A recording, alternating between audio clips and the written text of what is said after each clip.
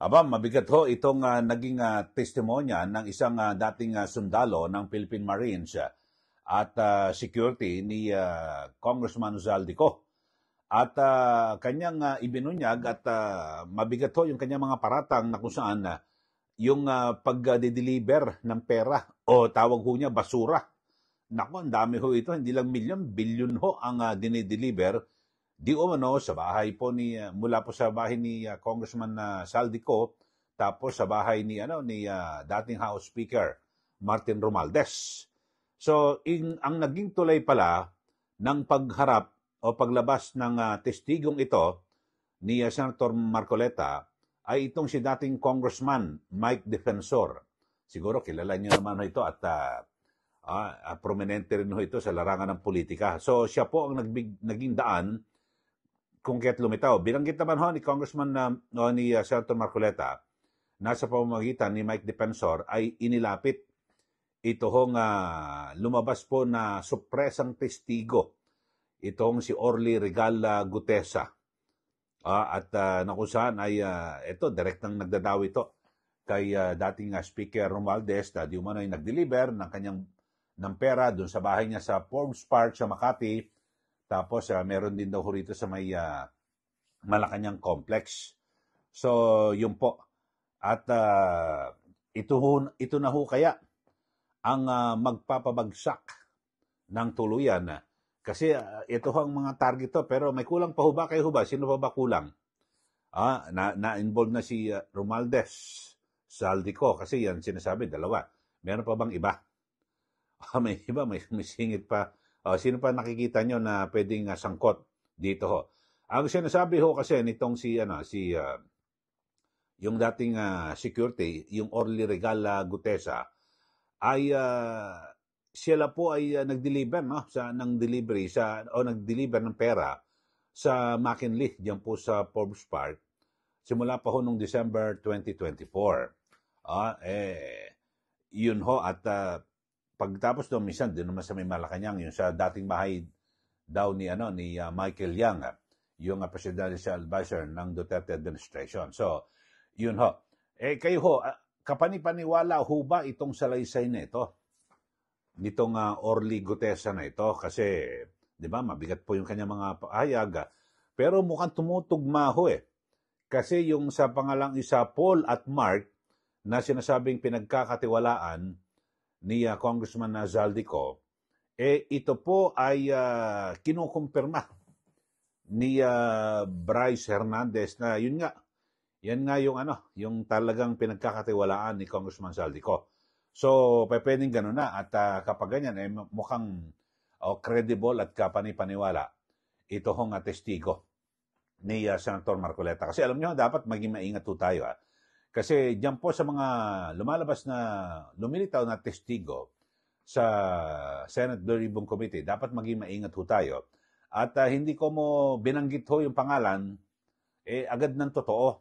Kinakailangan na halimbawa binanggit si ganitong senador o congressman, may magko-corroborate o yung may magpapatunay sa kanyang sinabi na yon para pagtutugmain, tama, ayun, magiging mabigat na po yung kanyang ebidensya, mga kababayan. So, kayo ho, ano bang masasabi niyo rito? At marahil yung iba nakapanood na. At dito ho, no? At mukhang matindi ho ito. Parang ito ho, sabi natin na isa po sa mabigat ho na nailabas po na testigo dyan po sa Senate Blue Ribbon Committee na nagmula po sa kay Senator Marcoleta. Kasi magpapadagdag ho ito ng bigat di ba, sa mga naunang testimonya ni Bryce Hernandez, Henry Alcantara, at yung itong si Yusek Bernardo, tapos ngayon itong gwardiya. So, pag pinagtagpi-tagpi ho, mga kababayan, talagang magiging malakas na po ang kaso. At masasabi ko natin, parang baka mahirapang makakawala yung mga inaakusahan rito dahil sa, kumbaga sa kompleto recados na. Bagamat, siyempre, ayaw natin pangunahan, yung korte, yun ho, mga kababayan, talagang dapat ho ay tingnan mabuti at susuriin namang mabuti yan. Bagamat ang sabi po ni dating Speaker Romualdez na napaka-imposible raw yung pag-deliver noon sa kanyang bahay sa McKinley kasi yung daw hong kanyang property ay under renovation simula pa raw noong January 2024. Kasi ang sabi, December 2024, di ba, yung delivery. So malabo raw yun at wala raw, hindi raw po nila inuokupahan yon at ang tanging nandoon daw yung mga construction workers. O yan po yung kanyang pahayag, no? Sa kanyang official statement. So, siguro, may mga dagdag pa naman na investigasyon ho dyan at makikita, titignan ho. Ang bahay doon, kung ano man, at maaring trabaho na po ito ng Department of Justice o NBI para makasiguro na talagang may mga basihan ito hong mga aligasyon laban po sa mga kilalang personalidad o malalaking tao. Yan po si dating House Speaker Martin Romualdez, Zaldico. So, yan lang ho mga kababayan. Pero ito, panoorin ho natin. Ito hong pagsisimula ng testimonya at kung saan ay idinitali po ni Senator Marcoleta na sino ang naging tulay niyan kasi mas maganda, dinisclose na kagad Sinabi na, ito, sa pamamagitan niya ni dating Congressman Mike Defensor. Ayun, inilapit sa kanya, tapos tinignan yung sinumpang salaysay, tapos kinabukasan, pinapunta sa Senado, eto na ho, umarap na. Eto, panoorin niyo ho mga kababayan, mismo, yung pahayag ni Senator Marcoleta at kanyang pag-introduce dito po sa kanyang suppress ang testigo na sabihin natin na pasamantala ngayon nagdidiin kay dating Speaker Romualdez at Congressman Zaldico. Eto ho, panoorin niyo po mga kababayan. Mr. Chair, I am going to consume my time by making a disclosure. Kahapon po, mga pasado po 2:00 ng hapon, tumawag po sa akin si former Congressman Mike Defensor. Tinanong ko po kung ano ang kailangan niya. Meron daw pong isang tao na matagal na po niya kung gustong kausapin para sa isang paglalahad ng kanyang nalalaman tungkol po sa ating iniimbestiga sa committee ito. Sabi ko, madali ba yan? Kasi meron kaming session, mag-uumpisa yun ng 3:00. Sandali lang ito, sabi niya, kasi nandito lang naman kami rito sa may Golden China. Ito pong restaurant malapit sa atin. Mga 5 minuto lang po siguro mararating natin. So ako po nagparaya at pinuntahan ko kung sino yung sinasabi niyang tao. Kasi po meron na raw po siyang draft na salaysay na kung gusto ko raw pong makita. So, Mr. Chair, ako po ay nagpaunlak para makita kung talagang meron ngang ganung tao at meron nga siyang gustong isalaysay. Nakita ko po yung tao at pinabasa niya po sa akin yung isang salaysay na nakaporma na po. Binasa ko po. Yun pong salaysay na yun ay nagsasabi ng kanyang pagkalungkot at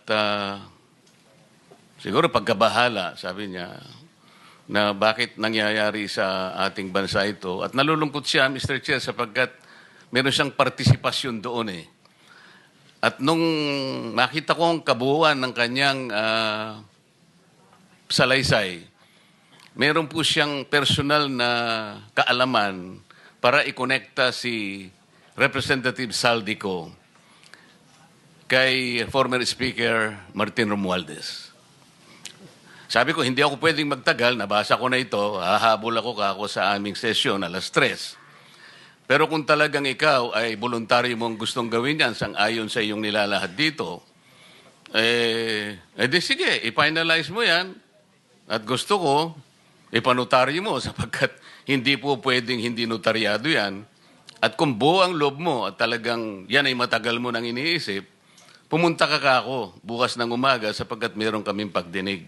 Mr. Chair, nandito po yung tao at hawak ko po yung ilang piraso ng kanyang sinumpaang salaysay. Kung po pwede po sana natin siyang tawagin ngayon para ngayon siya po ang mismo maglahad ng kanyang salaysay sa ating gitna. Okay, you may call him. Mr. Chair, I'm calling Mr. Orly Regala Gutesa para po humarap sa atin. Mr. Gutesa, kayo po ay umupo dito sa may gitna. Pakibigyan mo ng copy si Mr. Chair. Page. Bigyan mo si Chair. Mr. President. Bigyan mo si Mr. President.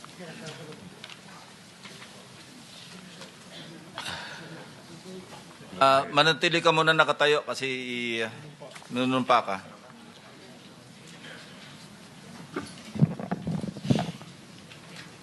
Raise your right hand. Yeah. Do you swear or affirm to tell the truth, the whole truth, and nothing but the truth in this proceeding? Yes, sir. Salamat. Take your seat, please. You may proceed. You may continue. Salamat po, Mr. Chair. Mr. Gutesa, kaninang ako'y nagpapaliwanag para ipakilala kita. Narinig mo yung aking sinabi. Yes, Your Pwede mo Honor. bang i-confirm na kung ano yung sinabi ko ay yung nangyari kahapon? I confirm, Your Honor. Salamat po. At ngayon po ay hawak ko nga ang inyong sinumpaang salaysay na nung draft ito ay binasa ko. Ganun din nga po at wala namang pagbabago. At gusto ko lamang pong sabihin ninyo na mayroong pirma sa ibabaw ng pangalang Orly Regala Gutesa. Kayo po ba ang nagpirma nito? I confirm, Your Honor. At gaya po ng sinabi nyo sa akin kahapon, voluntaryo ninyong ginawa ito at wala namang namilit sa inyo. At katotohanan yan, ako nga po ay ininyayahan nyo para makita ko yung inyong salaysay. Yes, Your Honor. Ito po ipinanotaryo ninyo. Nakikita ko rin po. Totoo po ba itong notaryong ito? Totoo po, Your Honor. Okay. Ngayon, kayo na po ang magbasa para sa ganun ay marinig po ng buong kapulungan. Pwede po niyong basahin ang inyong salaysay. Maraming salamat, Your Honor. Mr. Chair, can he proceed? You may proceed. Ako po'y nagpapasalamat sa pagkakataong ito. Sa Senate Blue Ribbon Committee, Senador Ping Lacson, sir. At sa iba pang member na nandito po. Ako po si Orly Gutesa, may asawa, nasa tamang edad, Pilipino, makatapos makapanumpa na ngayon sa umiiral na batas ay nagsasaad at naglalahad ng gaya ng mga sumusunod. Ako po ay lumabas upang magsalita sa isyu na ito. Bilang isang dating sundalo, inaalay ko ang aking buhay para sa ating bansa. Sa pagkakataong ito, nagdesisyon akong magsalita at maglabas dahil ayokong maging masama ang kinabukasan ng aking mga anak, apo ko sa darating na panahon. Ayoko pong naririnig ko at napapanood ko sa pagdinig ng Blue Ribbon Committee. At ngayon ko po napagdugtong-dugtong yung naging partisipasyon ko po sa anomalya at korupsyon na ginawa at lumalabas sa hearing na ito. Yung palang pera na binubuhat namin at dinideliver mula sa masamang gawain na nagdulot ng baha na ikinamatay ng tao at imbis na gamitin ang pera sa edukasyon, medikal at programa na mapunta lamang pala sa bulsa ng mga politiko. Mabigat po sa akin magsalita dahil may pamilya ko. 4 ang anak ko, nag-aaral pa. May asawa ako at nangangalaga sa aking mga anak at marami akong kasama sa operasyon na may kinalaman sa ibabahagi ko sa inyo. Nagtatrabaho lang po kami ng mga kasama kong sundalo sa Philippine Marines. Huwag sana isipin na aking mga kasama na nagtatraidor ako. Ako sa aming trabaho at pinagsamahan dahil pare-parehas kaming may pamilya at gusto lang naman naming ayusin ang kinabukasan ng bawat isa. Wala akong iniisip na kapahamakan para sa kanila bagkos ang gusto ko lang maayos ang kinabukasan ng bayan at lahat kami. Noong December 5, 2004, na-hire ako bilang security consultant sa Ako Bicol Party List or AKB kay Congressman Saldico. At nasimula ang duty ko kay Congressman Saldico. Bawat umaga, nagre-report ako sa BGC sa Horizon, sa Bonifacio Global City, kung saan nakatira si Kong Saldico. Tuwing may duty at detailed ako sa basura, it means itong basura, ito yung box ng pera na pinag-uusapan natin sa kasalukuyan. Mr. Gutesa, mag-stick ka lang sa binabasa mo. Huwag ka nang nag-a-adlib. Kung ano yung nandito, basahin mo lang. Yes, Your Honor. Tuwing may duty detail ako sa basura, pumupunta kami sa 28 Ladybug Corner, Dragonfly, Valle Verde 6, Pasig City. Tagabuhat lang ako ng malita ng basura. Ang ibig sabihin ng basura ay malita na may lamang pera.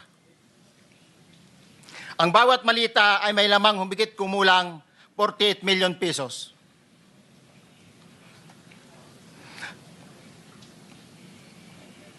Ang bawat malita ay may post-it na nakadikit na nakasaad kung magkano ang laman ng bawat malita. Tuwing may duty detail sa basura, may pumupunta na tao na magde-deliver ng basura at nire-receive ni John Paul Estrada at Mark Tiksay. Ang mga executive assistant ni Congressman Saldico at sila ang mga detailed sa mga ganyang activities.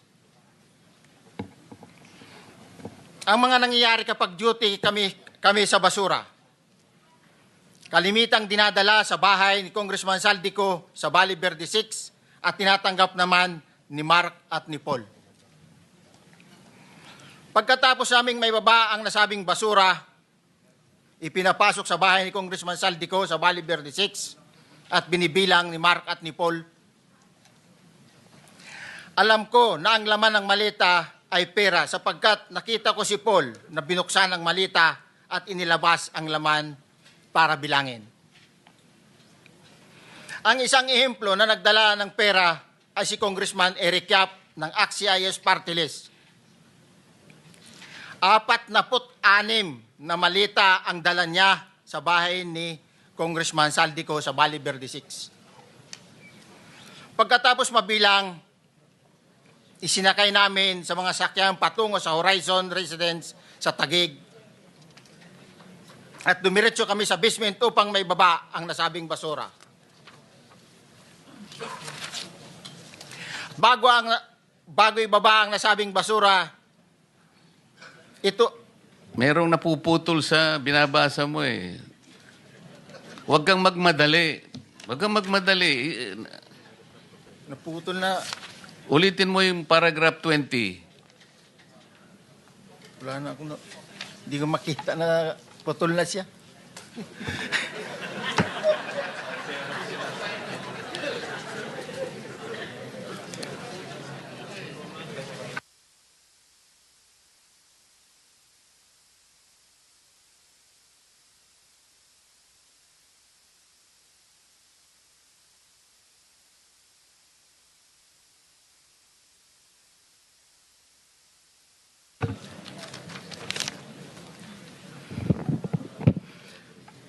Pagkatapos, mabilang ang sinasakay namin sa mga sakyang patungo sa Horizon Residence, Taguig. Pagdating sa Horizon Residence, dumidiretso kami sa basement upang maibaba ang nasabing basura at dalhin sa unit ni Congressman Saldico sa 56th floor sa nasabing lugar kung saan siya nakatira. Bago ibaba ang nasabing basura, ito ay bawas na. Halimbawa, nag-akyat kami ng 46 na malita. Ibababa lamang namin ay 35 malita para i-deliver sa bahay ni House Speaker Martin Romualdez sa 42 McKinley Street, Taguig, ang labing isang malita ay naiwan sa taas ng 56th floor sa Horizon Residence. Humigit kumulang 3 beses ako mismo ang nag-deliver ng basura sa bahay ni Congressman Saldico, sa Horizon Residence at sa mga bahay ni Speaker Romualdez sa 42 Mackenzie Street, Taguig. Mas maraming pagkakataon na nagde-deliver kami ng basura sa bahay ni Speaker Romualdez at sa bahay ni Congressman Saldico dahil iba-iba kaming mga nakadetailed na close-in, back-up at advance party na nagkakaroon ng rotation. Sa huli, ako po ay nagnanais na mapasailalim sa Witness Protection Program dahil alam ko po nanganganib ang buhay ko at ang aking pamilya sa ginawa kong paglalahad na ito. Sa katotohanan na ang lahat ay nilagdaan ko, ang salaysay na ito ay kusang loob at walang anumang pamimilit at bunsod lamang ng hangarin matulungan ang ating bansa. Ito po ay nilagdaan ko, Your Honor. Thank you, Orly. Before you proceed, meron lang ako papakitang litrato sa iyo, no? I-confirm mo, kasama na rin si Bryce, kung yan ba si Paul na binabanggit mo? I confirm, Your Honor. Yun nga po, Your Honor. Siya po. Okay, so, yeah, for the record, andito po yung litrato nung binabanggit na si Paul. Ang pilyado nito.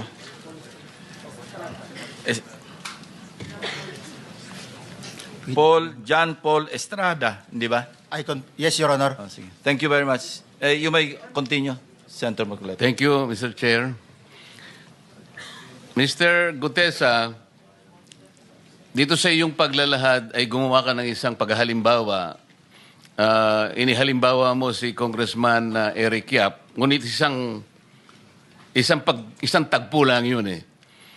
Ikaw ay na-hire ni Representative Saldico, sabi mo rito, ay December 5, 2024 pa.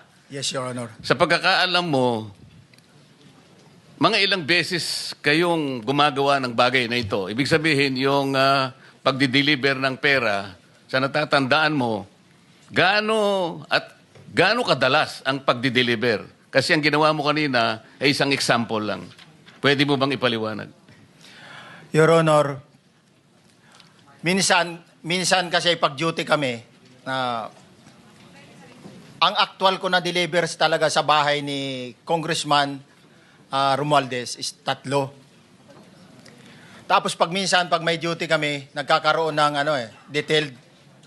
Minsan namumonitor ko doon sa group chat namin, may basura tayo deliver.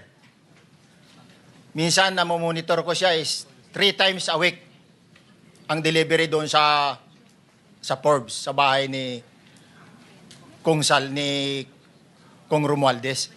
Yung pera minsan nanggagaling lang doon sa Horizon sa taas, ibinababa. Tapos may detail lang na tao, namumonitor ko naman sa GC namin. Kaya nalalaman ko yung movement ng tropa, kung ano yung sinasabing basura ng delivery. So yung delivery o yung movement ng tropa nagaganap average 3 times a week. 3 times a week, Your Honor. Nagsimula noong December 2024. Yes, Your Honor. Hanggang ngayon ba ay naglilingkod ka pa kay Representative Saldico? Sa kasalukuyan po ay nag-resign po ako noong August 5, itong taon po na ito. So, maliwanag ba ang ibig mong sabihin para sa kapulungan ito ay nag-a-average ng 3 beses sa loob ng isang linggo ang pagdi-deliver ng pera kay Representative Saldico at tuloy-tuloy naman doon sa bahay ni former Speaker Martin Romualdez sa ganong rate, ganong beses, 3 beses sa loob ng isang linggo. Yes, Your Honor. Magmula December 2024 hanggang ikaw ay mag-resign noong August 2025, this year. Yes, Your Honor. O, yan o, napanood nyo naman ho, mga kababayan. Kayo na ho ang bahalang umusga. Pero mukhang mabibigat po yung alegasyon, no?